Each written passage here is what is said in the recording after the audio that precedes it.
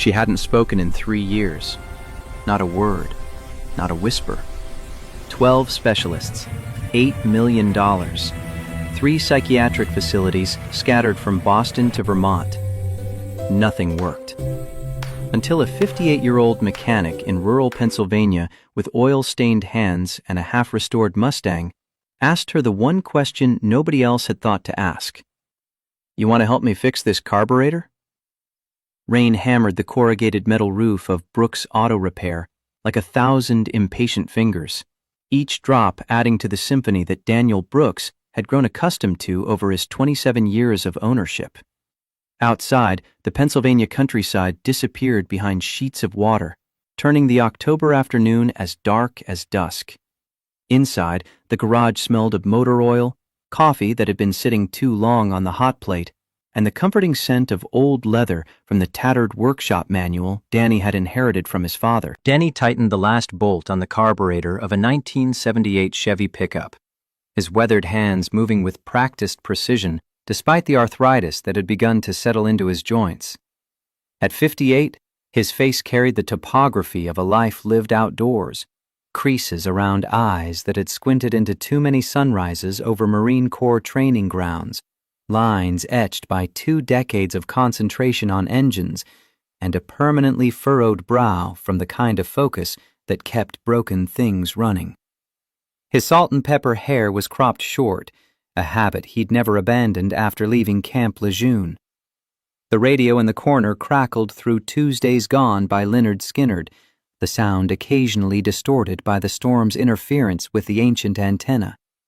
Danny hummed along, his deep voice harmonizing with the melody. Music had been Sarah's domain. She'd known all the lyrics to every song on the classic rock stations, could tell you which album, which year, which guitarist had that particular solo. After she'd gone, Danny had made sure to keep the radio playing. It was one of the many ways he kept her memory alive in the garage she'd helped him purchase after his discharge in 2005. From the corner of the workspace, 8-year-old Caleb Brooks looked up from his arrangement of die-cast model cars. The boy's eyes, Sarah's eyes, Danny thought for the 1,000th time, lit up at being included in his father's work. Caleb carefully set down a 1957 Thunderbird miniature and scampered across the concrete floor, his sneakers leaving small, wet prints from where he'd been standing near the partially open side door, watching the downpour. "This one, Dad?" Caleb held up the timing light with both hands, treating the tool with the kind of reverence other kids reserved for baseball gloves or video game controllers. "That's it, buddy. Good man." Danny ruffled his son's sandy brown hair, then lifted him up to see into the engine compartment. As he explained how the timing light synchronized with the engine's firing sequence, he felt the familiar pang of gratitude mixed with sorrow. Sarah should be here for this. She would have loved to see Caleb's face light up at learning something new, the way her own face used to brighten at the smallest discoveries. 5 years had passed since Sarah's battle with breast cancer had ended, leaving Danny to raise their son alone.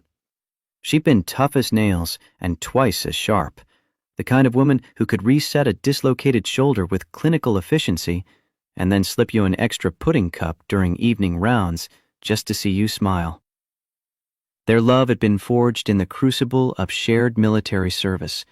She a Navy nurse at the hospital near base, he a Marine instructor teaching vehicle maintenance to young recruits. When they'd both finally hung up their uniforms, the garage had been their shared dream, a place where Danny's hands could build something that wouldn't be torn apart by the next deployment cycle. "Dad, can we work on the Mustang after you finish Mrs. Peterson's truck?" Caleb's voice carried that particular hope that only 8-year-olds could muster, the kind that assumed the world would arrange itself around their wishes if they just believed hard enough. Danny checked his watch, a battered Timex that had survived 2 hurricanes and 1 flood during disaster relief operations. "We've got about an hour before closing. I think we can squeeze in some time." In the far corner of the garage, partially hidden under a custom car cover, sat Danny's pride and joy, A 1967 Ford Mustang Fastback, Highland Green, just like the one from Bullitt. He'd purchased the rusted shell 3 years ago, shortly after Sarah's passing, when he'd needed something to occupy his hands and mind during the long, empty evenings. The restoration project had become a bridge between him and Caleb, a way to connect when words failed them both. I was thinking we could start on the interior today. Danny made a mental note to order the correct shade of upholstery for the back seats. The Mustang was more than just a car to him. It was a legacy he was rebuilding for Caleb, a tangible piece of American history they could share, something his son could point to one day and say, "My dad and I built that together." The sudden flash of headlights through the rain-streaked windows interrupted his thoughts. A vehicle had pulled into the gravel lot outside, its high beams cutting through the downpour. Not one of the locals. Danny knew every truck and sedan in Millbrook by sight, could identify most by sound alone. This was something else entirely. "Looks like we've got a customer, buddy. Go ahead and start organizing those interior swatches for the Mustang. I'll be with you as soon as I can." Caleb nodded and headed back to his corner as Danny wiped his hands on a shop rag and moved toward the large bay door. Through the glass panels, he could make out the sleek silhouette of a Cadillac Escalade, midnight black and gleaming despite the rain. The kind of vehicle that usually bypassed Millbrook entirely, sticking to the interstate on its way to somewhere more significant. Danny pressed the button to raise the garage door, the mechanical groan joining the cacophony of the storm. The Escalade eased forward, water cascading off its polished hood as it entered the shelter of the garage. Danny noticed the Massachusetts plates and, more tellingly, the discreet logo on the driver's door, some kind of corporate emblem he didn't recognize, but that screamed money and power in equal measure. The driver's door opened, and a broad-shouldered man in a tailored black jacket emerged. Everything about him screamed security, the alert eyes scanning the garage in a practiced sweep, the earpiece partially hidden by close-cropped hair, the slight bulge under his left arm where a shoulder holster would sit. He looked absurdly out of place among the tool cabinets and engine hoists, like a Secret Service agent who'd taken a wrong turn and ended up in a Norman Rockwell painting. "You the mechanic?" The man's tone was professional but clipped, the kind of voice that expected answers without elaboration. "Daniel Brooks, this is my shop." Danny straightened unconsciously, falling into the stance he'd used when addressing superior officers, even though those days were long behind him. "Jake Harper. We've got a fuel relay issue.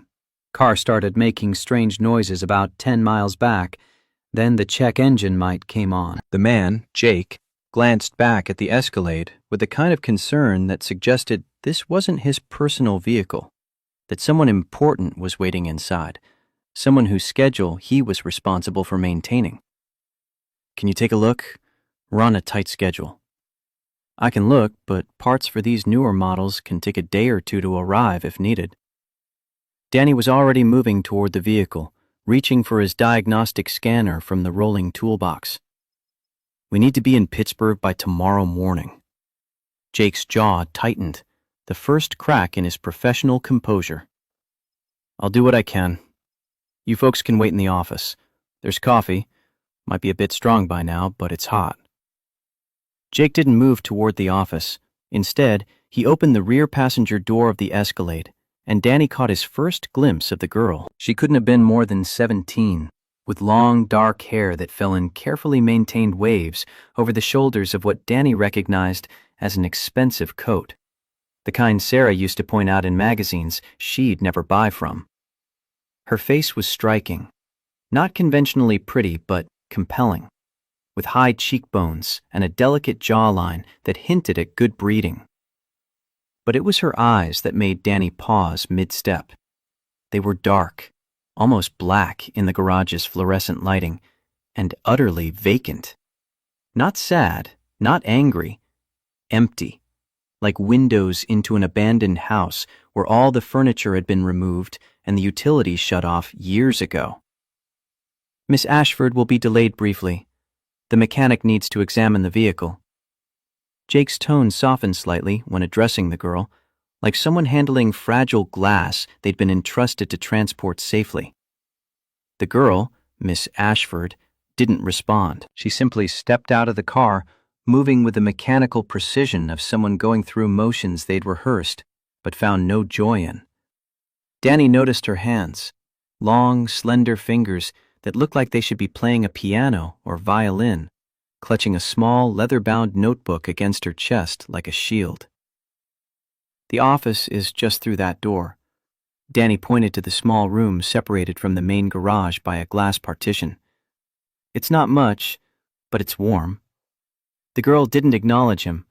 Her gaze drifted across the garage until it landed on Caleb, still arranging his model cars in the corner, completely absorbed in organizing them by decade and manufacturer. Without a word to either man, she walked directly toward the boy, her expensive boots making soft tapping sounds on the concrete floor that seemed unnaturally loud in the space between thunderclaps.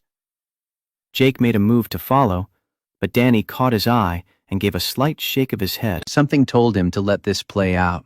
Some instinct honed during 2 decades of working with young Marines who couldn't always articulate what they needed, but showed it in their actions. The girl stopped a few feet from Caleb's corner and simply stood there, watching. After a moment, she lowered herself to the floor with surprising grace, carefully arranging her coat beneath her, and sat cross-legged on the cold concrete. She didn't speak, didn't smile, just sat and observed Caleb's meticulous arrangement of miniature vehicles with an intensity that suggested she was memorizing every detail. Caleb, who normally shied away from strangers with the wariness of a child who'd lost his mother too young, looked up at her with curious eyes that held no fear. "Do you like cars?" His voice was small but clear, carrying across the garage despite the rain's percussion on the roof. The girl, Victoria Ashford, Danny's mind supplied, though he didn't know where the name had come from, didn't answer. But her gaze fixed on the 1957 Thunderbird model in Caleb's hand, with an attention that suggested the question had registered somewhere behind those empty eyes. "This one's a T-Bird. Dad says these had the first backup lights as standard equipment, straight from the Ford factory in Detroit." Caleb held the model up for her inspection, his natural enthusiasm overriding any concern about her silence. "Want to hold it?"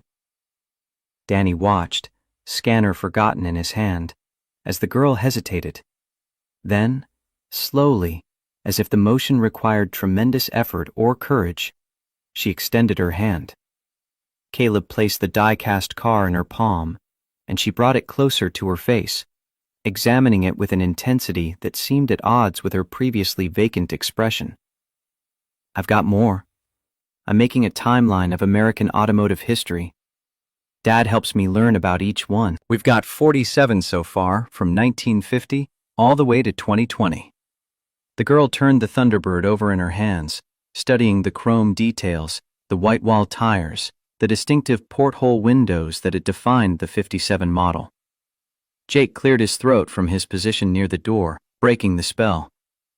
"Mr. Brooks, the vehicle?" Danny nodded, tearing his eyes away from the strange tableau of the billionaire's daughter, because she had to be someone's daughter dressed like that, traveling with private security, sitting on his dirty garage floor with his son. "Right. Let me take a look." He connected the diagnostic scanner to the Escalade's computer system, watching the screen populate with data while keeping one eye on the corner. Caleb had resumed his narration, explaining each model in his collection to the silent girl, who appeared to be listening, even though she gave no verbal indication of comprehension. It was the most animated Danny had seen his son with anyone outside their immediate circle of garage regulars. Mrs. Peterson, who brought her truck in for maintenance every 3 months like clockwork, old Jim Holloway with his perpetually ailing Buick, the handful of farmers who trusted Danny to keep their equipment running. The scanner beeped, confirming Jake's assessment. A faulty fuel relay, likely triggered by the heavy rain and some electrical interference. It was a relatively simple fix, But Danny would need to order the part. The Escalade's aftermarket security modifications, military-grade encryption on the computer system, he noted with professional appreciation, meant he couldn't just swap in any generic replacement. Good news and bad news. Danny approached Jake, who had positioned himself where he could keep both the girl and the exits in his sightline. Proper close protection protocol. I can fix it, but I'll need to get the part from my supplier in Bedford. Won't arrive until tomorrow morning. Jake's expression darkened, the kind of shadow that crossed a man's face when he knew he'd have to deliver bad news to someone who didn't accept failure gracefully. That's not acceptable. Surely there's somewhere closer? Danny shook his head. Not for this model. Not with the security system you've got installed. I'm guessing there's some custom work here? Modifications beyond factory standard? A flicker of surprise crossed Jake's face. How did you know that? Danny tapped the scanner. Readings are different from standard. Military-grade encryption on the computer system. Makes sense, given who you work for.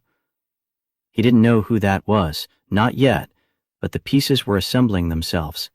Expensive vehicle, private security, a girl who moved like she was wrapped in invisible cotton, protected from every sharp edge the world might offer. Jake studied Danny with newfound interest, reassessing.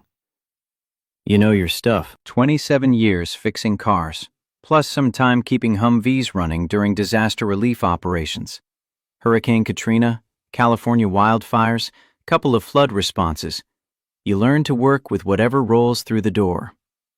While they spoke, Danny noticed the girl had opened her notebook and appeared to be sketching something, her hand moving across the page with quick, confident strokes. Caleb watched, his model cars temporarily forgotten. Look, I can call ahead to Pittsburgh, have another car waiting. We'll leave this one here and return for it later in the week. Jake was already reaching for his phone, problem-solving mode engaged. Your call. I can start the diagnostic work today, order the part, and have you back on the road by noon tomorrow if you want to wait it out. There's a decent motel about 20 minutes from here, or Bedford's got more options if you don't mind the drive. Jake stepped away to make his call, and Danny took the opportunity to approach Caleb and the girl. As he drew closer, he could see what she was drawing. A remarkably detailed sketch of Caleb's 1957 Thunderbird, rendered with precise, confident strokes that spoke of formal training. She'd captured not just the shape, but the essence of the toy, the way light caught the chrome, the slight imperfection where Caleb had accidentally chipped the paint near the rear fender. That's really good. Danny crouched down to their level, keeping his voice quiet and non-threatening. She's making my T-Bird fancy, Dad. Look, she got all the little parts right, even the stuff you need a magnifying glass to see on the real one. Caleb beamed with the pride of someone whose treasured possession had been deemed worthy of artistic attention. Danny studied the drawing. It wasn't just technically accurate. It captured something essential about the car, giving the small toy a dignity and presence it hadn't possessed before. The girl's hand moved to add shading beneath the chassis, creating the illusion that the car sat on a surface rather than floating in space. You've got a good eye. Caleb's been collecting these since he was 4. Started with Hot Wheels, the cheap ones from the grocery store. Now he's graduated to these detailed historical models, saves his allowance for months to buy the ones he really wants. The girl didn't look up, didn't acknowledge his presence at all. She continued drawing, adding minute details to the Thunderbird's chrome trim with a focus that suggested the rest of the world had ceased to exist. Johnny tells me you've been teaching him some drawing techniques.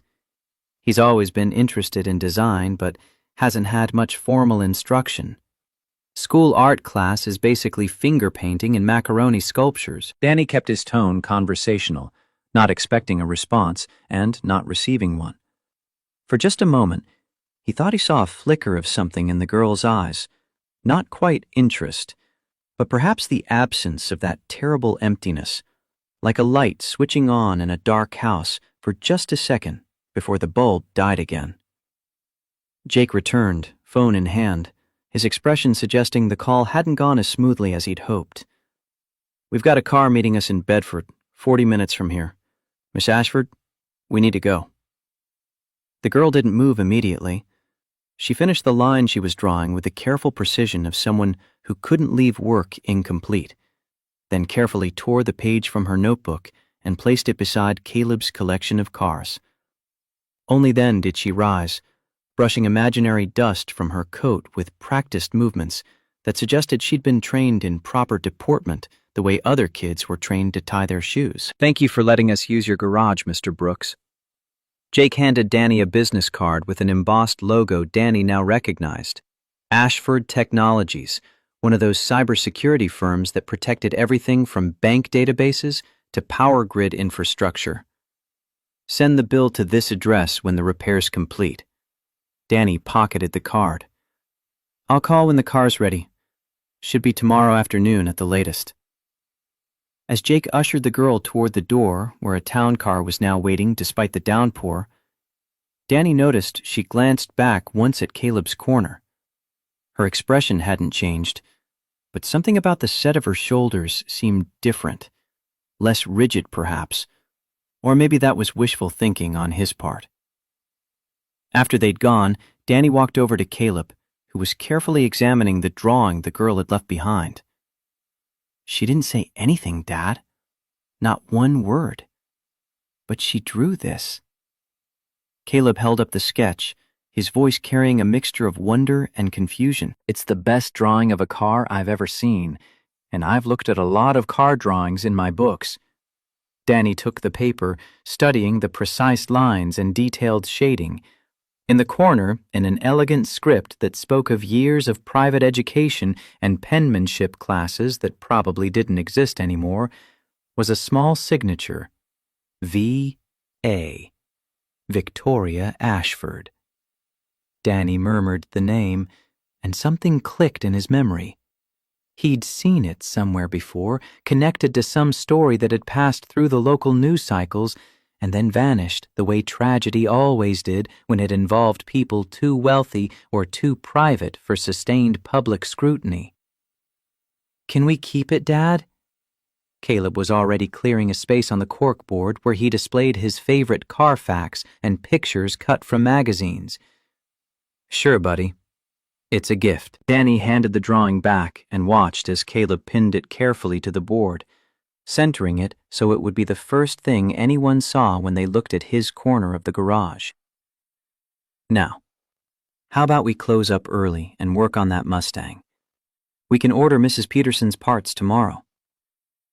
As Caleb rushed to gather his tools with the enthusiasm of a child promised extra time doing his favorite thing, Danny couldn't shake the image of those empty eyes. He'd seen that look before, on the faces of young Marines after natural disasters, after pulling bodies from rubble, after watching communities they'd been sent to help protect wash away in floods they couldn't stop. The 1,000-yard stare, they called it in the Corps. That look of someone who'd witnessed trauma too fresh to process, too overwhelming to integrate into the neat narrative of a life that was supposed to make sense. But those Marines had eventually found their way back, most of them, with time and the right kind of support. Not the kind that came from therapists who'd never seen what they'd seen, but from brothers who understood that sometimes you didn't need to talk about it. You just needed to know someone else remembered too. He wondered if Victoria Ashford had anyone giving her that kind of time and space, or if she was surrounded by well-meaning professionals who kept trying to fix her like she was a broken machine instead of a person who'd survived something that had killed part of who she used to be. That evening, after Caleb had gone to bed, Danny sat at the kitchen table in the small house he'd bought when Sarah was still alive, when they'd imagined it would someday be too small for their growing family. The house that was now too big for just him and Caleb, with empty rooms they kept closed because opening them required acknowledgement of all the futures that would never happen. He pulled out his phone, a basic model that made calls and sent texts and did nothing else, because Danny had never seen the point of carrying a computer in his pocket when he had one in the office that worked just fine. But tonight he opened the web browser and typed in a search: Victoria Ashford, Massachusetts. The results populated quickly. The first hit was an article from the Boston Globe, 3 years old, with a headline that made his stomach tighten. Tragedy on birthday. Pianist Dr. Elizabeth Ashford dies in crash. Daughter survives. Danny clicked through and read. Dr. Elizabeth Ashford, renowned concert pianist and music educator, was killed last night in a two-vehicle collision on Interstate 93 North.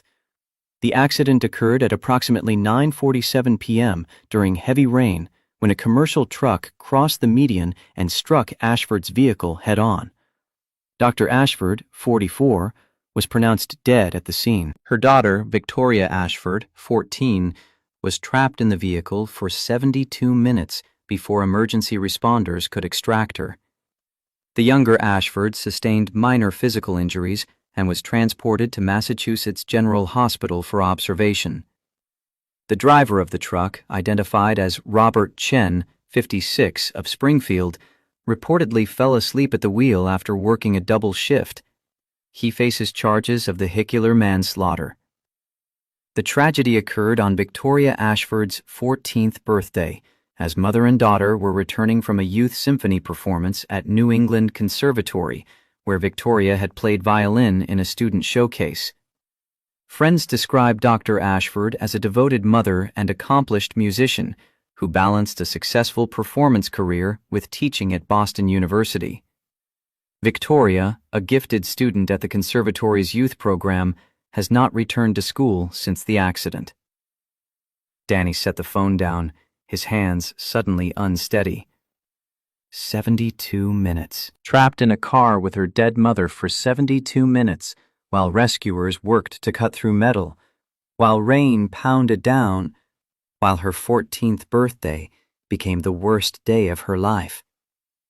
He thought about Sarah's last days, how even morphine couldn't fully mask the pain, how she'd held his hand and Caleb's and whispered that she was sorry, so sorry, as if dying was something she'd chosen, some failure on her part instead of cells gone rogue, biology turning traitor.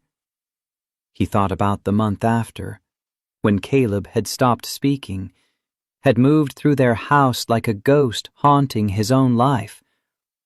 What had finally reached his son wasn't therapy or medication or the well-meaning grief counselors the VA had sent. It was the Mustang. The day Danny brought home the rusted shell and asked Caleb if he wanted to help make something beautiful out of something broken. Caleb had looked at the car, really looked, and then turned to Danny with those eyes that were so much like Sarah's, and said his first words in weeks. Mom would have loved this car. Danny scrolled through more articles, finding photos. Victoria at 12, beaming beside her mother at a piano, both of them in concert dress. Victoria at 10, holding a trophy from some youth music competition, her smile bright enough to light the frame. And then nothing recent. Nothing after the accident, as if she'd vanished from public record the moment that truck crossed the median. There was one final article from 6 months after the crash, a brief mention in a society column. Richard Ashford, CEO of Ashford Technologies, has withdrawn his daughter from public school in favor of private education following the tragic death of his wife. Sources close to the family report that young Victoria continues to receive support from specialists as she recovers from the trauma. Danny closed the browser and sat in the quiet kitchen, listening to the old house settle around him. Tomorrow he'd order the part for the Escalade, would call Jake Harper's number on the business card and let them know the repair timeline. The girl would go back to Boston, back to her specialists and her private education, and whatever kind of life you lived when you were 17 and hadn't spoken in 3 years. He thought about the drawing still pinned to Caleb's corkboard, about the way she'd examined that toy Thunderbird like it was the most important object in the world, about the 72 minutes that had stolen her voice. The next morning broke clear and cold, the storm having blown itself out overnight, leaving behind puddles that reflected the crisp blue October sky like scattered mirrors across the gravel lot. Danny arrived at the garage earlier than usual, eager to get the diagnostic work completed on the Escalade before his regular customers began arriving. Caleb was spending the day with Mrs. Callahan next door, a retired teacher who watched him when school was out, who treated him like the grandchild she'd never had and made cookies that would have horrified Sarah's nutritionist friends. Danny had just finished brewing the first pot of coffee when he heard the crunch of tires on gravel. Expecting his parts delivery, he was surprised to see not a delivery truck, but a rideshare sedan pull up beside the garage. Even more surprising was the passenger who emerged. Victoria Ashford stood beside the car, alone this time, no sign of Jake Harper or any other security personnel. She wore simpler clothes today, dark jeans, a gray cashmere sweater, and leather boots that looked expensive but practical. Her hair was pulled back in a simple ponytail, and she carried the same leather notebook from yesterday. In her other hand was a cardboard tray holding 2 coffee cups from an artisan cafe Danny recognized from Bedford, a 30-minute drive away. He wiped his hands on a shop rag and opened the side door, letting in the cool morning air. "Good morning."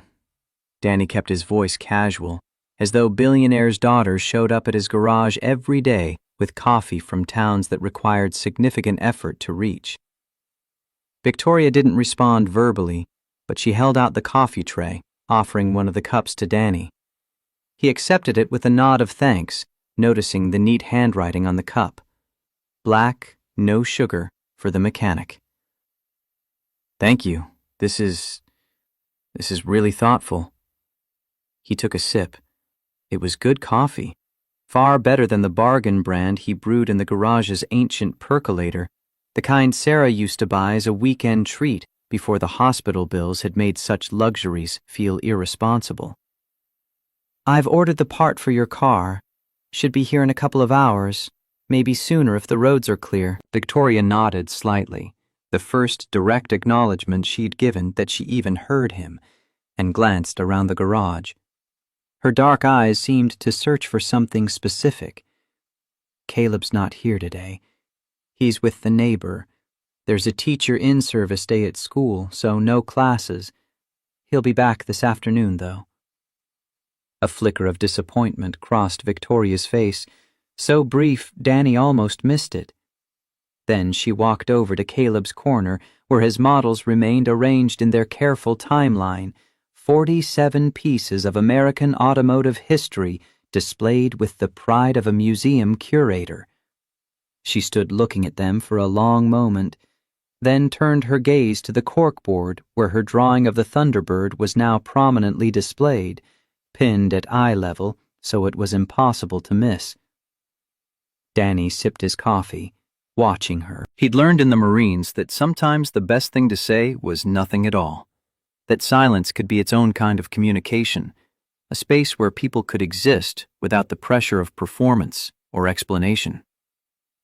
After a minute, Victoria settled onto the floor in the same spot she'd occupied yesterday, opened her notebook, and began to sketch.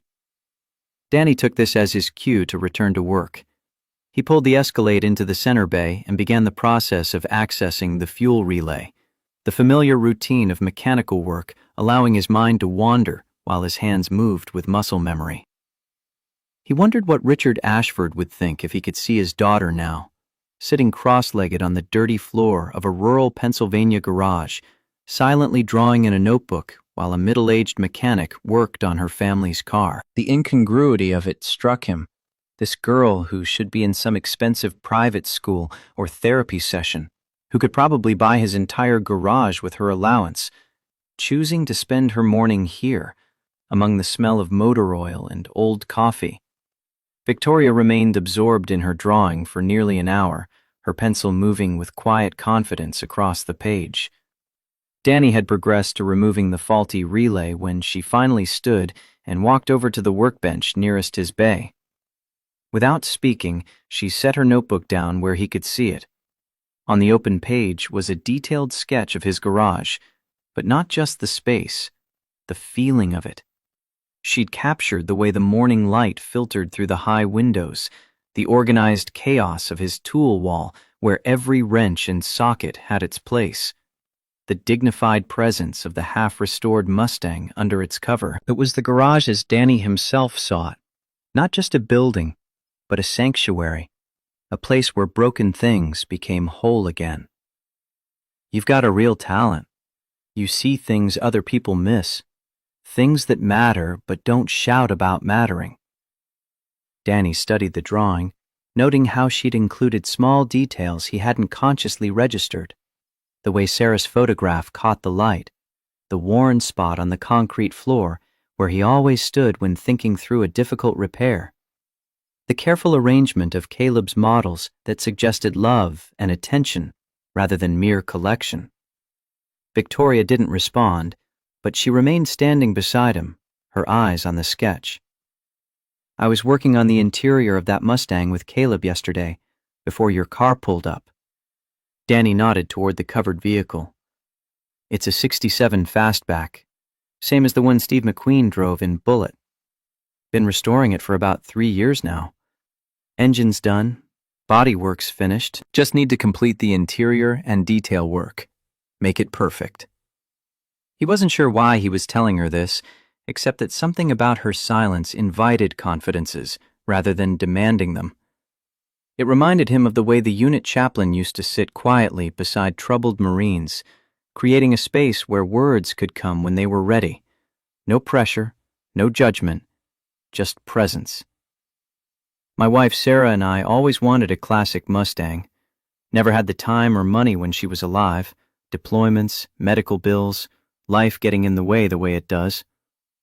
After she passed, it seemed like a good project to keep my hands busy and teach Caleb about American engineering, about how beautiful things were built before computers designed every curve. Victoria moved closer, watching his hands work with the same intense focus she'd given Caleb's models. Danny continued his explanation, detailing the process of replacing the relay as though she were an apprentice learning the trade, someone whose future might depend on understanding the relationship between fuel flow and electrical current. When the garage phone rang, Danny excused himself to answer it. His parts supplier called to say the delivery would be delayed until early afternoon due to inventory issues at their Bedford warehouse. Danny thanked him and hung up, turning back to Victoria. Looks like we'll be waiting a bit longer for that part. You're welcome to stay, but it might be 3, maybe 4 hours. I can call you a car if you'd prefer, get you back to wherever you're staying.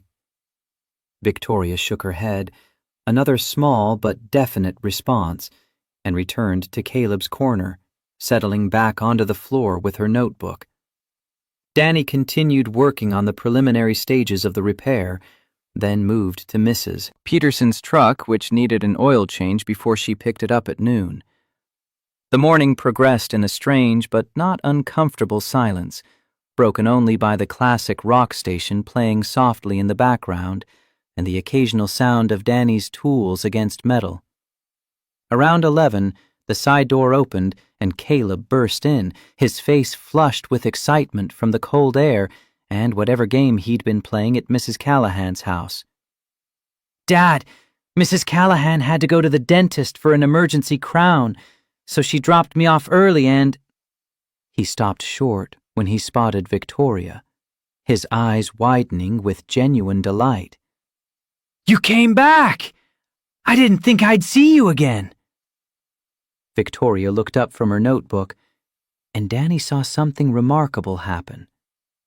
The corners of her mouth twitched slightly upward, not quite a smile, but the closest thing to one he'd seen on her face, like muscles remembering emotion they'd forgotten how to complete. Caleb approached her without hesitation, the natural fearlessness of childhood overriding any adult concerns about intrusion or propriety. I brought my new model today.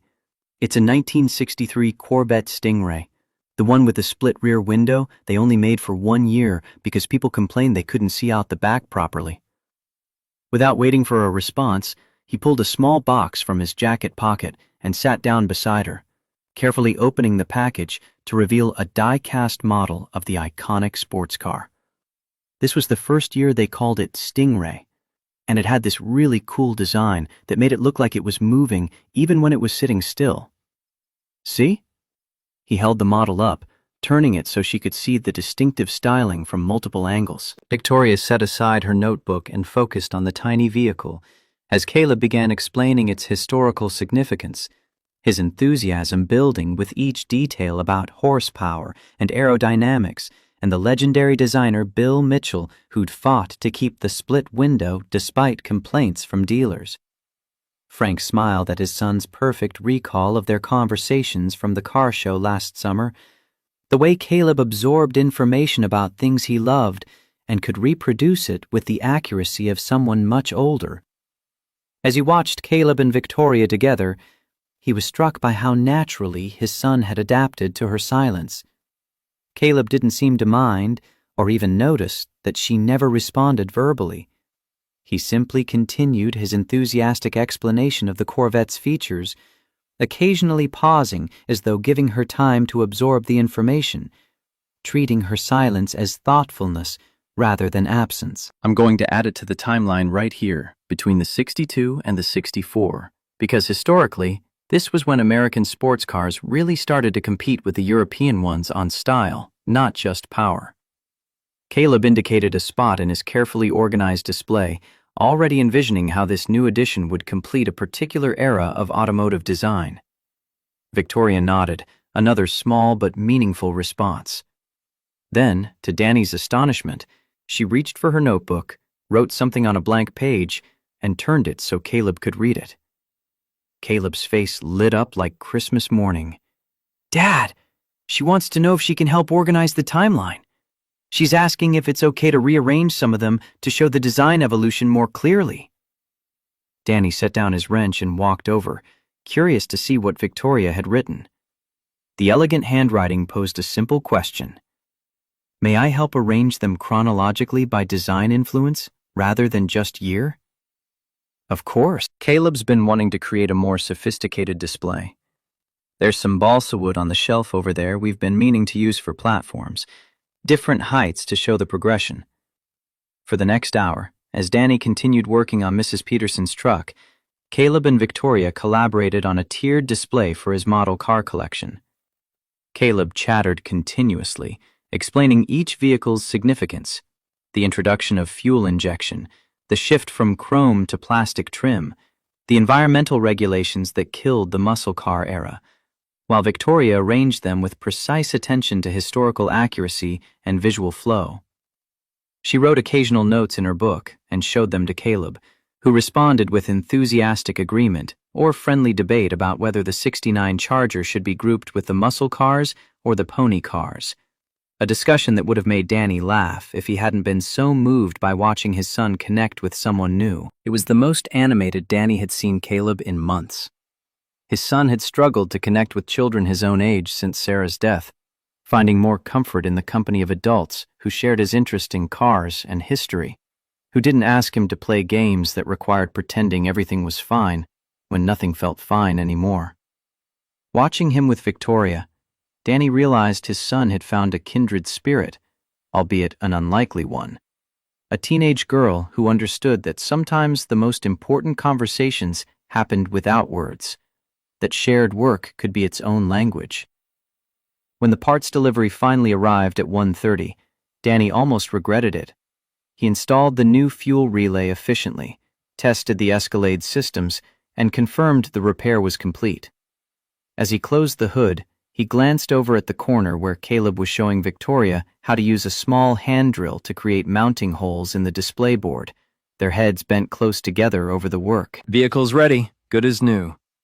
Danny wiped his hands, the familiar gesture of completion. Victoria looked up, and for the first time, Danny saw clear disappointment on her face, an emotion strong enough to crack through the careful mask she wore. She set down the drill with care and reached for her phone, typing something quickly. "Do you need me to call someone to pick you up? Jake, maybe, or whoever you're staying with?" She shook her head and showed him her phone screen. A rideshare app indicated a car was already en route, arriving in 7 minutes. She'd anticipated this moment, had planned her exit even while hoping it wouldn't come. "I see you've got it covered. The bill for the repair will go to the address on the card Jake gave me yesterday." Victoria nodded, then returned to Caleb to help him secure the last of the models to their new tiered display. Danny watched them work, struck by the transformation in Victoria's demeanor since yesterday. She still hadn't spoken aloud, but her body language had shifted, less rigid, more present, engaged with the world in a way that suggested she was actually inhabiting her body rather than just operating it remotely. When the rideshare car pulled up outside, Victoria carefully packed her notebook and pencils into the small backpack Danny hadn't noticed before. She stood, brushing dust from her jeans with movements that had become less automatic, more conscious, and looked at the completed car display with what might have been satisfaction. "Will you come back tomorrow? We could start on the information cards for each car, write down all the facts so people know why they're important." Caleb's voice carried that particular hope again, the kind that assumed if you wanted something badly enough, the universe would arrange itself accordingly. Victoria hesitated, then reached for her notebook one last time. She wrote something, tore out the page, and handed it to Caleb before walking to the door. She paused there, looking back at the garage as though committing it to memory. The tools, the Mustang, the display they'd built together, Danny standing with oil-stained hands that had somehow made her feel safe enough to stay. Then she slipped outside to the waiting car. Caleb stared at the note in his hand, a grin spreading across his face. "Dad, she's coming back tomorrow! She says she'll be here at 10, and she says my car knowledge is impressive and precise, just like a real expert's would be." Danny smiled, crossing the garage to look at the note. The elegant handwriting read, "Your knowledge is impressive and precise, like a real automotive historian. I'll return tomorrow at 10 a.m. if that's acceptable. Thank you for letting me help. Victoria." "Looks like you've made a friend, buddy. A very unusual friend, but a good one." That evening, after Caleb had gone to bed, still talking about tomorrow's plans for the display, Danny sat at the kitchen table with his laptop. His fingers, more accustomed to wrenches than keyboards, moved carefully as he typed Victoria Ashford into the search engine, looking for something he'd missed. Some piece of the puzzle that would explain why this girl had found her way to his garage and why she kept coming back. The results confirmed what he'd pieced together from yesterday's research. Victoria Ashford, 17 years old, only child of Richard Ashford, founder and CEO of Ashford Technologies. Her mother, renowned concert pianist Dr. Elizabeth Ashford, had died 3 years ago in a car accident on the evening of Victoria's 14th birthday, returning from a performance at New England Conservatory, where Victoria had played violin in a student showcase. According to the articles, Victoria had been in the car but escaped with minor physical injuries, a phrase that made Danny's jaw tighten with understanding of how thoroughly it missed the point. There was no such thing as minor injuries when you spent 72 minutes trapped with your dead mother's body, when your birthday became synonymous with the worst thing that could happen, when the last music you made together was followed by sirens and the sound of metal being cut apart. The most recent mention was a small piece in a Boston Society column, noting that Victoria had withdrawn from her prestigious private school in favor of home education and had declined to continue her musical studies despite exceptional promise. No explanation, just the careful language of people who knew not to ask questions of families with enough money to make questions disappear. There was a photograph from before the accident. Victoria at 13, standing beside the grand piano where her mother sat, both dressed in formal concert attire for some fundraiser or performance. The girl in the photo bore little resemblance to the silent young woman who had sat on his garage floor. The Victoria in the picture was smiling broadly, eyes alight with confidence and joy as she held a violin, comfortable in her own skin in a way that suggested she'd never questioned her place in the world. Danny closed the laptop, troubled by what he'd found and what he hadn't. There was no mention of Victoria's silence, no explanation for why the daughter of one of America's wealthiest men would choose to spend her day in a run-down garage in rural Pennsylvania helping an 8-year-old organize toy cars. Most concerning was the absence of any reference to recovery or return. The articles treated her withdrawal from public life as final, permanent, as though she'd died in that accident too, just more slowly, more quietly, in a way that didn't generate headlines. His gaze fell on the photograph on the refrigerator. Caleb at 6, sitting on Sarah's lap in her hospital bed, both smiling despite the circumstances, despite the knowledge that hung unspoken between all of them, that these moments were numbered, that soon there would be only before and after. It had been taken just weeks before Sarah died, when she'd still had good days between the bad ones. Danny remembered how Caleb had stopped speaking for nearly a month after the funeral, how no amount of gentle questioning or professional counseling had broken through his silence, how the grief counselors had talked about trauma and processing and stages as though loss followed a predictable pattern instead of ambushing you in the middle of ordinary moments. What had finally reached Caleb wasn't therapy or medication or any of the solutions the experts prescribed. It was the Mustang. The day Danny brought home the rusted shell and asked for his son's help in making it beautiful again. Caleb had looked at the car, then up at Danny, and said his first words in weeks. "Mom would have loved this car." Perhaps, Danny thought as he turned off the kitchen light and headed upstairs, Victoria Ashford was not so different from his son.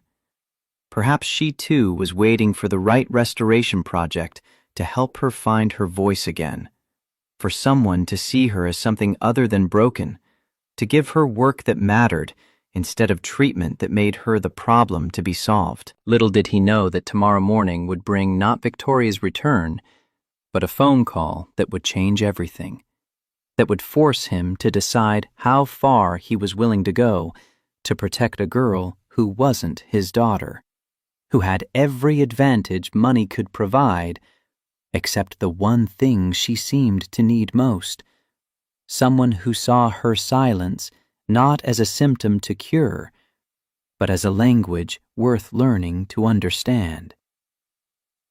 Victoria returned the next morning as promised, arriving in a rideshare car at precisely 10 o'clock.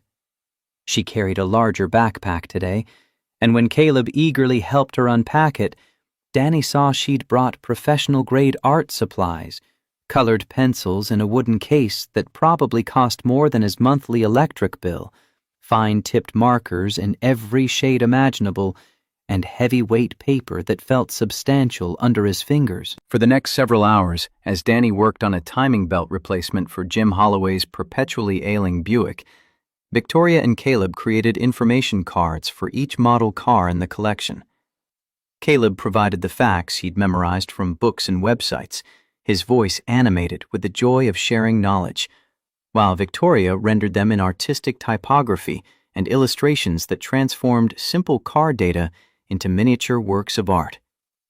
Each card became a testament to American automotive history, the kind of thing museums would display behind glass. The routine continued for the rest of the week.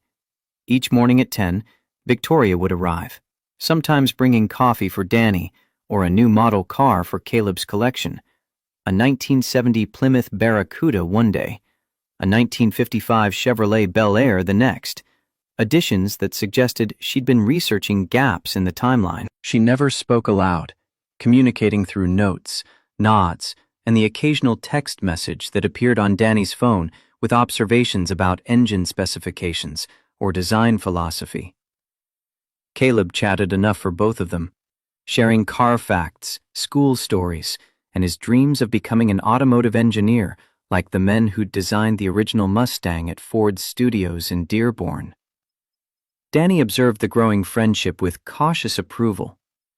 Caleb had bloomed in Victoria's presence, his natural enthusiasm finding a patient audience who treated his interests with the seriousness they deserved. And Victoria, though still silent, showed increasing animation in her gestures and expressions. Once, when Caleb demonstrated how the Mustang's rebuilt engine turned over, a deep rumble that shook the garage floor, Danny could have sworn he heard a soft gasp of appreciation from her direction. On Friday afternoon, as Victoria helped Caleb organize his collection of car magazines by decade and manufacturer, Danny received a phone call that made the hair on the back of his neck stand up. Brooks Auto Repair. He wiped grease from his hands with a shop rag, phone pressed to his ear. Mr. Brooks. The voice was crisp, authoritative, with the polished accent of old money and elite East Coast education. This is Richard Ashford. I believe you've been entertaining my daughter for the past week.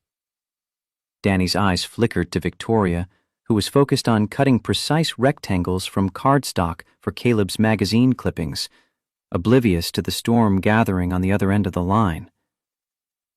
Mr. Ashford, what can I do for you? You can explain why my 17-year-old daughter has been spending her days in your establishment without my knowledge or consent. The word establishment carried volumes about Ashford's opinion of the garage, of Danny, of this entire situation that had developed outside his control. I'm not sure I'm the one who should be explaining that, sir. Victoria has been visiting of her own accord. She and my son have been working on his model car collection, creating educational displays. That's the extent of it. There was a pause, then a sound that might have been a suppressed sigh or a curse bitten back. Mr. Brooks, I don't know what game you think you're playing, but Victoria is under the care of specialists. She has been since her mother's accident. Whatever you believe you're accomplishing here— No game, sir, Danny interrupted, his military bearing returning as it always did when he felt challenged by someone who assumed authority meant understanding. Your daughter showed up at my garage when her car broke down. She comes back because she wants to. She sits on the floor with my son and helps him organize his cars. That's all. Nothing more, nothing less. She communicates with you? Ashford's voice sharpened with sudden interest, the anger temporarily eclipsed by something that sounded like desperate hope. Not verbally. She writes notes sometimes, sends text messages about car specifications. But she's here, present, engaged with what we're doing. That counts for something. Another pause, longer this time. Danny could almost hear the calculations happening, the reassessment of assumptions. Victoria hasn't communicated willingly with anyone in 3 years, Mr. Brooks.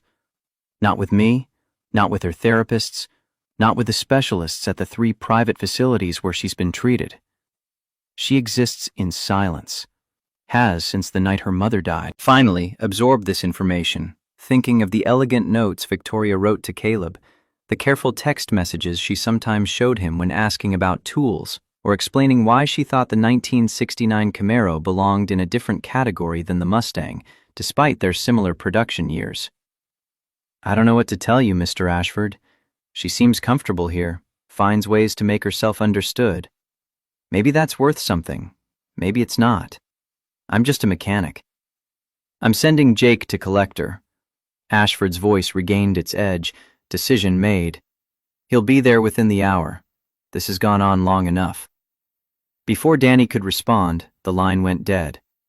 He set the phone down slowly, troubled by the conversation's abrupt end, by the brittleness he'd heard beneath Ashford's authority, a father's fear masquerading as control. Across the garage, Victoria was showing Caleb how to create a decorative border for his favorite magazine cover, her dark head bent close to his sandy one as they worked together.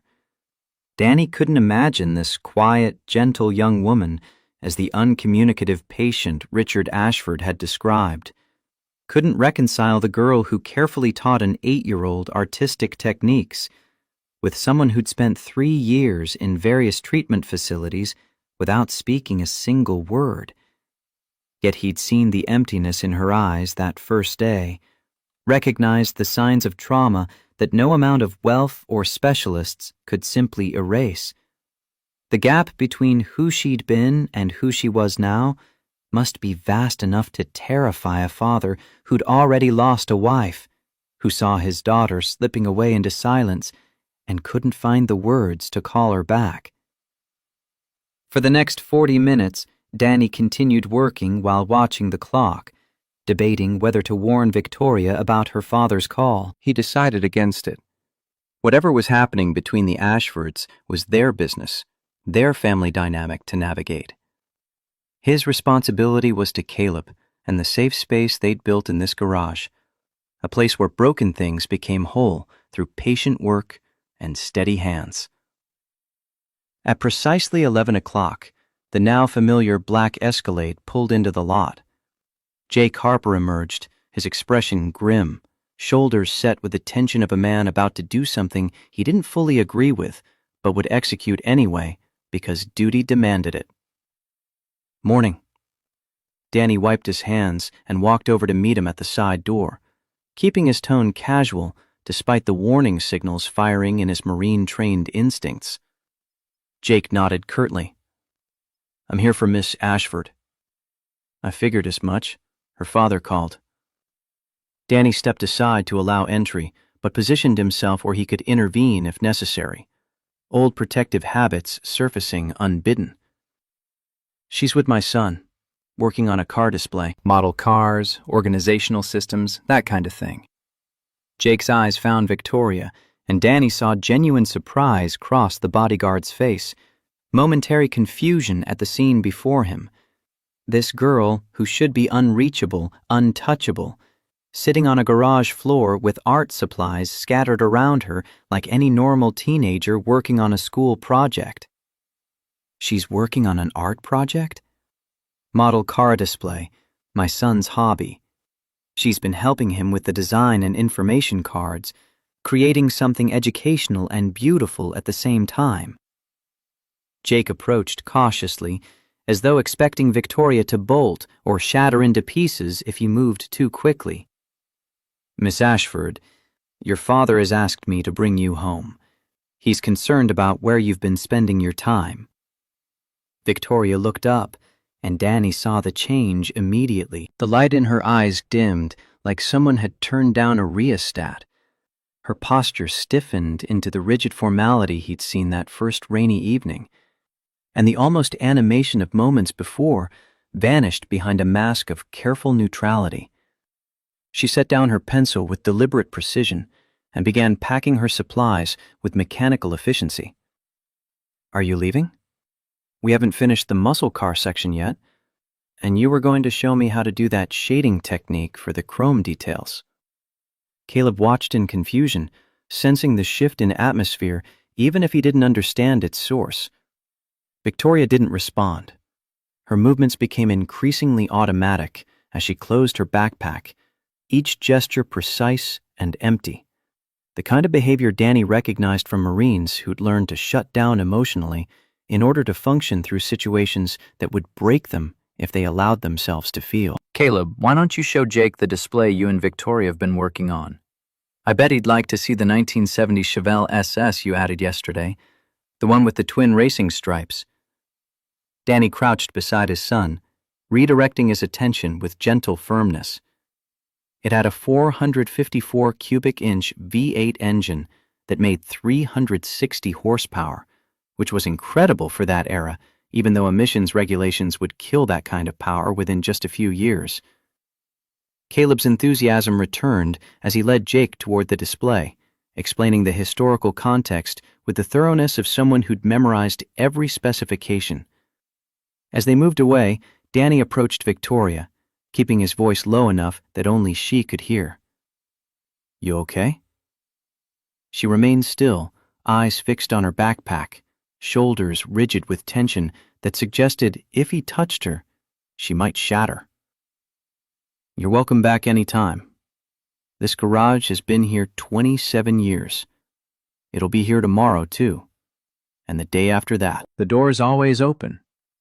For a moment, Victoria's hand stilled on the zipper of her backpack.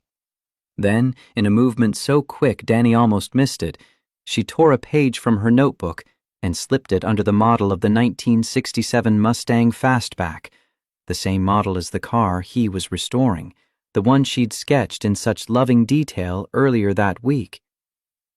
"Miss Ashford, we need to go."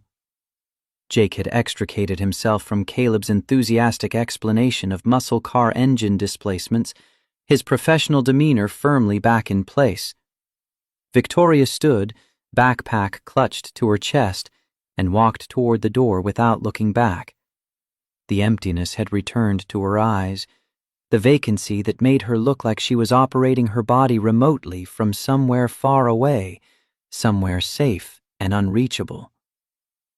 After they'd gone, Caleb turned to Danny, his young face troubled in a way that made him look older than 8, wise beyond his years, in the way children who'd lost parents too soon often were. "Did I do something wrong, Dad? Why didn't she say goodbye? She always at least nods or waves or something." "You didn't do anything wrong, buddy. Sometimes people have complicated lives, especially when they're dealing with grown-up problems that don't have easy answers. But Victoria isn't a grown-up. She's only 17, just a teenager." "You're right about that, but she's dealing with grown-up problems anyway, the kind that don't care how old you are when they find you." He nodded toward the car display, the tiered platforms and carefully designed information cards that represented a week of collaborative work. "Why don't you show me what you two accomplished today? I want to see how you arranged the transition from the muscle car era to the fuel crisis years." As Caleb began explaining their organizational system with renewed energy, Danny noticed the corner of paper sticking out from beneath the Mustang model. When his son moved to examine the next section of the display, Danny carefully extracted the note. In Victoria's elegant handwriting were 7 words that made his chest tighten with understanding. "Thank you for making me feel human again." Danny refolded the note and slipped it into his shirt pocket, next to the space where he still carried Sarah's wedding ring on a chain. Some messages weren't meant to be shared, even with Caleb, even with the best intentions. They were private acknowledgments of pain too deep for public display, small admissions of how close to drowning someone had been before finding something solid to grab onto. That evening, as Danny was closing up the garage, wiping down workbenches and organizing tools for Monday morning's appointments, a different vehicle pulled into the lot. Not the Escalade, but a Lincoln Navigator, its sterling silver trim catching the last rays of the setting sun. Danny straightened instinctively, recognizing money and power in the vehicle's clean lines and perfect maintenance. A tall, distinguished man emerged from the driver's seat.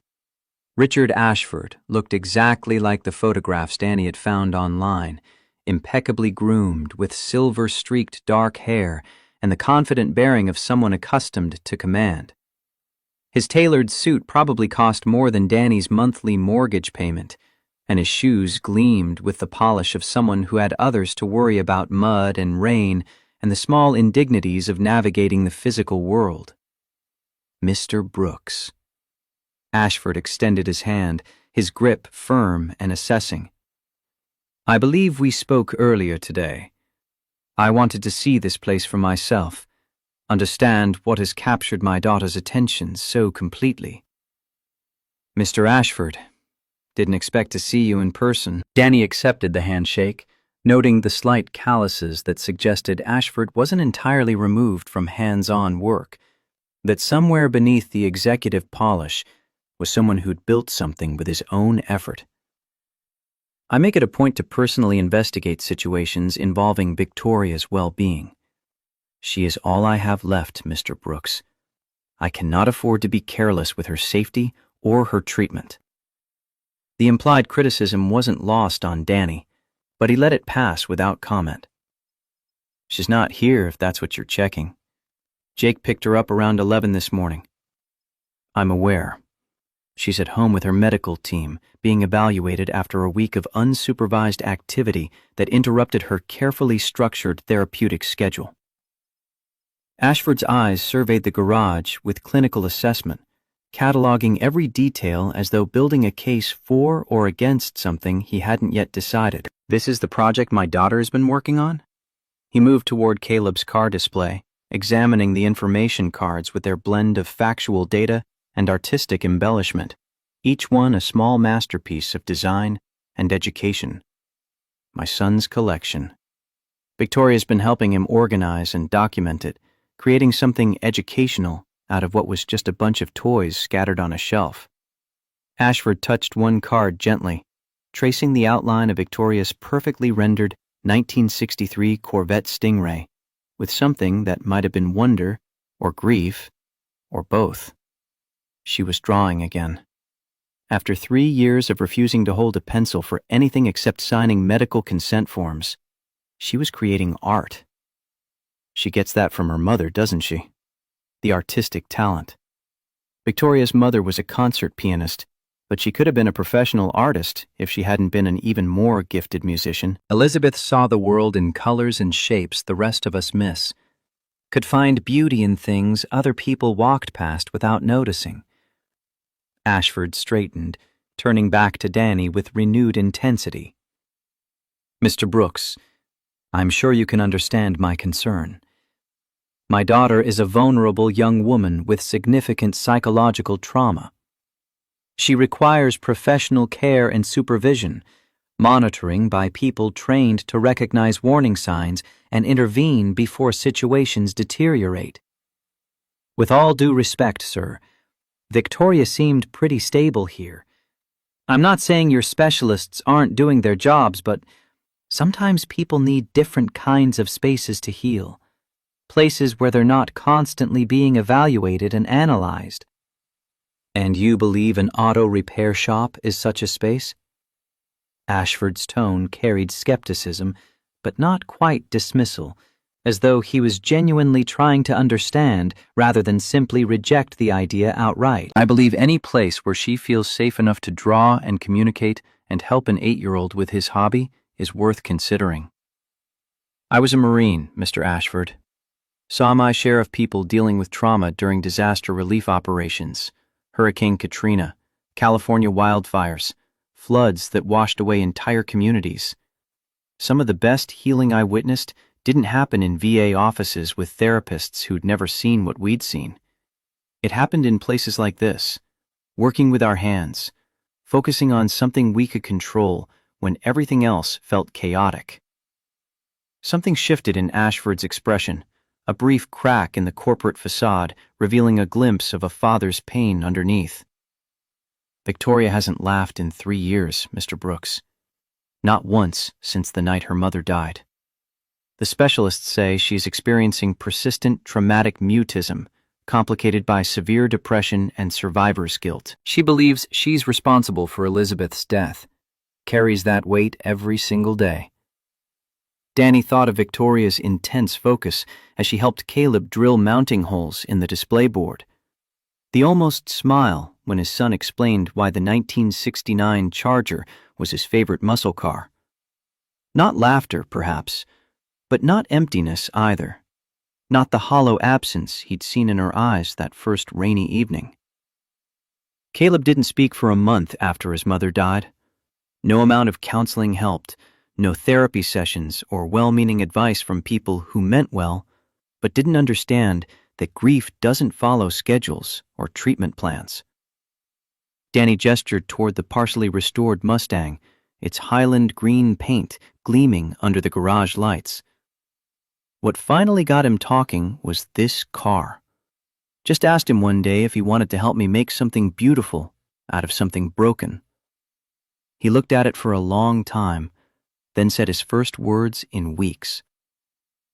Mom would have loved this car. Ashford was silent, studying the Mustang with newfound interest. A 1967 Fastback. Bullet edition, if I'm reading the color and trim correctly. Original 390 V8. 4-speed manual. Took me a year just to find the correct carburetors, another year to get the bodywork perfect. The interior's almost finished now, just some detail work remaining. My father had one of these, though his was Acapulco blue instead of Highland green. Used to let me help him change the oil when I was maybe 10 years old. Taught me how engines worked by letting me hold the flashlight while he explained what each part did. Ashford's voice held a note of nostalgia that humanized him in a way his perfect suit never could, revealed the person he'd been before wealth and tragedy had reshaped him into someone who controlled everything because he'd failed to control the one thing that mattered most. Sometimes the path back to ourselves runs through the things we loved before we learned to be afraid. Danny kept his voice gentle, non-confrontational, offering perspective without presumption. Ashford turned back to the car display, his expression unreadable. Victoria's birthday is next week. She'll be 18, legally an adult with the right to make her own medical decisions. The accident happened on her 14th birthday. We were driving home from her violin recital at New England Conservatory. The roads were wet, visibility was poor. A truck driver fell asleep at the wheel, crossed the median. His voice grew tight, controlled, the kind of precision that came from repeating a story so many times it had been stripped of emotion through sheer repetition. I was supposed to be in that car. Elizabeth and I were going to ride together, make it a family celebration. But I had a conference call with our Tokyo office that couldn't be rescheduled. Something about a contract deadline that seemed critical at the time. I switched cars at the last minute, took the company vehicle so I could finish the call. Victoria went with her mother in the Bentley. Danny heard what wasn't being said, the guilt that matched Victoria's own, the parallel burden of if only and what if that had poisoned the relationship between father and daughter. If I had been there, if I hadn't chosen that call over my family. Danny interrupted, his voice carrying the authority of someone who'd seen enough tragedy to know how this thinking ended. You can't know that, Mr. Ashford. Maybe you'd all have died instead of just your wife. Maybe the driver would have fallen asleep 10 minutes earlier or later and missed you entirely. Trauma doesn't follow logic, and guilt doesn't respect facts. Your daughter thinks it's her fault because she asked her mother to drive faster so she wouldn't be late. You think it's your fault because you weren't there. But the only person actually responsible was a man who got behind the wheel when he was too tired to drive safely.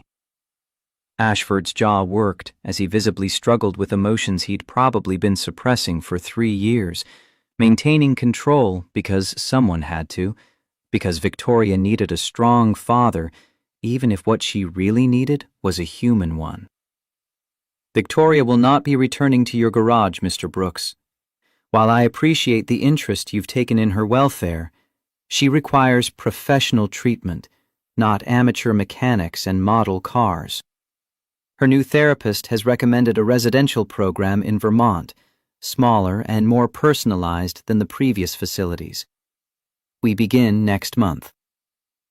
Before Danny could respond, Ashford reached into his jacket and withdrew an envelope, holding it out with a kind of finality that suggested the conversation was over, the decision made, the problem solved through the application of sufficient resources. For your time and any inconvenience this situation has caused your business. Danny didn't take the envelope. Not necessary, sir. Victoria was a guest here, not a customer. My son enjoyed her company. No charge for that. Ashford's eyes narrowed slightly, reassessing again. This isn't charity, Mr. Brooks. This is compensation commensurate with the disruption to your business, the liability you assumed by allowing an unsupervised minor to spend time in your facility without parental consent. No disruption, no liability, just a girl helping a boy organize his car collection. I don't need payment for basic human decency. Ashford studied him for a long moment, then returned the envelope to his pocket, expression unreadable. As you wish. He turned to leave, then paused, looking back at Danny with something that might have been curiosity or respect or simply exhaustion. My daughter has seen 12 specialists in 3 years, Mr. Brooks. Psychiatrists with degrees from Harvard and Johns Hopkins. Trauma experts who've worked with refugees and disaster survivors. Art therapists, music therapists, equine therapists. None of them have gotten her to engage the way your son apparently did with his toy cars. Danny heard the question beneath the statement, the plea from a father who'd tried everything his money could buy and found it wanting. Caleb doesn't expect anything from her. He's just happy to have someone who listens to him talk about carburetors and horsepower ratings without getting bored or telling him to go play outside. No pressure, no agenda, no treatment plan. Just sharing something he loves with someone who seemed interested. Ashford nodded slowly, filing away information for later analysis, then walked back to his Lincoln Navigator. Danny stood in the doorway of his garage, watching until the taillights disappeared around the bend toward the highway that would take him back to Boston, back to specialists and treatment plans and the careful management of a daughter who was slipping further away despite every intervention money could purchase.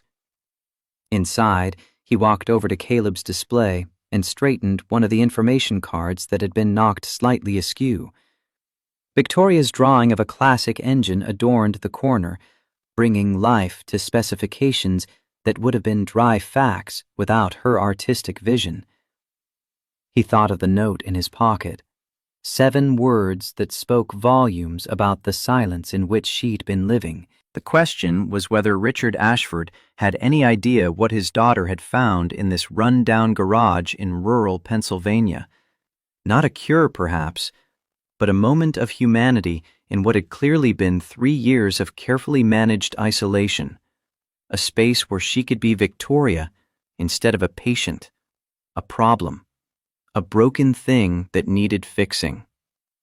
As Danny locked up for the night, he couldn't shake the feeling that this wasn't over, that Victoria would find a way back if she wanted to, that 17-year-olds who'd survived 72 minutes trapped with their dead mothers possessed a resilience that shouldn't be underestimated. The question was whether he'd be wise enough to help her when she did, or whether Richard Ashford's resources and determination would prove stronger than one mechanic's stubborn belief that healing sometimes happened in the most unexpected places.